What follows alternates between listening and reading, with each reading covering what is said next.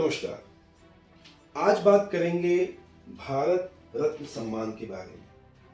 कहने को तो यह एक कांसे का पदक है जिसे पीपल के पत्ते की भांति डिजाइन किया गया है, लेकिन इसका बहुत महत्व है।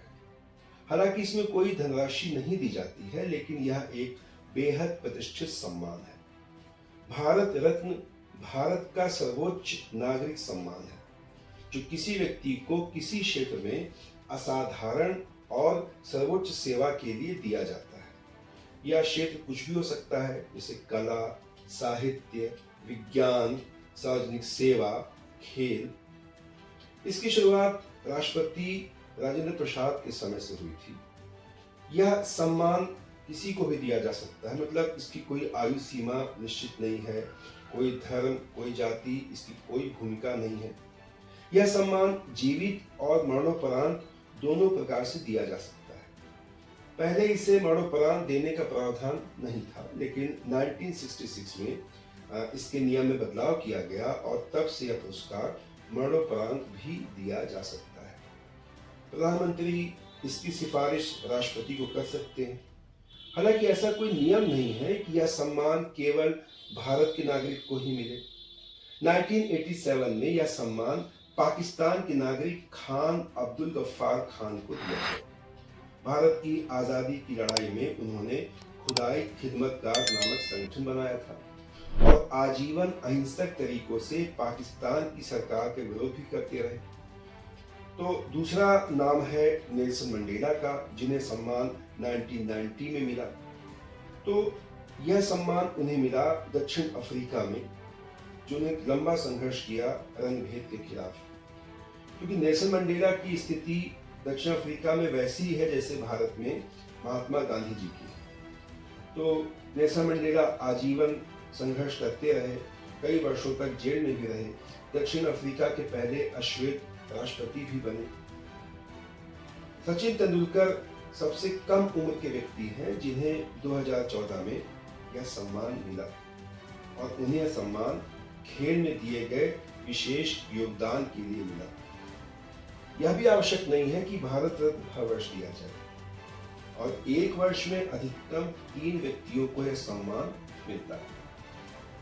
अभी तक ये सम्मान जितने लोगों को दिया गया है, उनमें से अधिकतर का संबंध राजनीतिक क्षेत्र से है।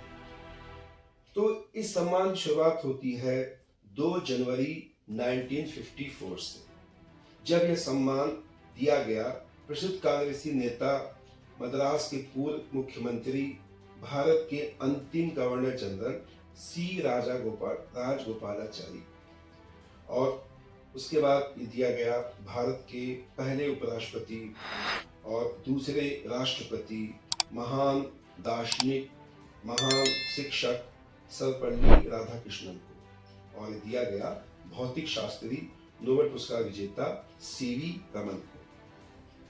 तो इस वर्ष यानी कि 2024 में यह सम्मान कई लोगों को मिला है, जिसमें पहला नाम है कर्पूरी ठाकुर का, जिन्हें यह सम्मान मरणोपरांत दिया गया है।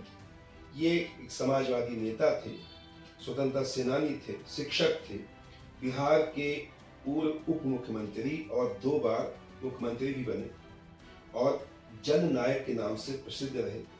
1942 के भारत छोड़ो आंदोलन के समय ये जेल में भी बंद थे। इन्होंने पिछड़े वर्ग को आरक्षण देने के लिए, सामाजिक न्याय के लिए, पंचायती राज को मजबूत बनाने के लिए, हिंदी उर्दू को आधिकारिक भाषा के रूप में बढ़ावा देने के लिए ऐसे कई सारे काम किए। इनका बहुत बड़ा योगदान रहा, इसलिए उन्हें यह सम्मान दिया गया है। दूसरा नाम है लाल कृष्ण आडवाणी जी का, जो कि बीजेपी के सह संस्थापकों में से एक थे। लंबे समय तक राष्ट्रीय स्वयंसेवक संघ से जुड़े रहे, कई बार सांसद चुने गए। राम मंदिर आंदोलन में इनकी महत्वपूर्ण भूमिका थी, विपक्ष के नेता भी बने, देश के गृह मंत्री भी थे और 7वें उप प्रधानमंत्री भी बने। तीसरा नाम है चौधरी चरण सिंह, जिन्हें सम्मान मरणोपरांत दिया गया है। ये एक स्वतंत्रता सेनानी थे, किसान नेता थे, उत्तर प्रदेश के पूर्व मुख्यमंत्री बने, केंद्रीय गृह मंत्री बने, और ये प्रधानमंत्री बने। हालांकि बहुत लंबे समय तक कि प्रधानमंत्री नहीं रह पाए अपने पद पे, और ये ऐसे प्रधानमंत्री भी थे जो संसद तक नहीं पहुंच पाए। इन्हीं के जन्म दिवस 23 दिसंबर को किसान दिवस मनाया जाता है। इसके बाद अगला नाम है पीवी नरसिम्हा राव, जिन्हें यह सम्मान मरणोपरांत दिया गया है।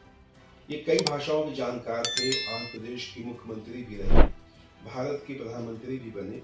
1991 में आए आर्थिक संकट का इन्होंने सफलतापूर्वक सामना किया, भारतीय अर्थव्यवस्था में सुधार किया, आर्थिक क्षेत्र में जो उदारवादी नीति अपनाई गई उसके लिए इनकी बहुत बड़ी भूमिका मानी जाती है, तो इन्हें सम्मान दिया गया। अगला नाम है MS स्वामीनाथन का, जिन्हें मरणोपरांत ये सम्मान मिला है।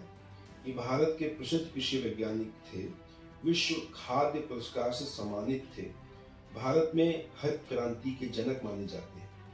1966 में मेक्सिको से जो उन्नत गेहूं की बीजों की किस्में भारत आईं, उसका सफलतापूर्वक इस्तेमाल किया गया। उसके बाद गेहूं के उत्पादन में जो वृद्धि हुई और जो खाद्यान्न के क्षेत्र में भारत आत्मनिर्भर बना, इसके पीछे स्वामीनाथन जी का बहुत बड़ा योगदान है, तो उन्हें भी यह सम्मान दिया गया है।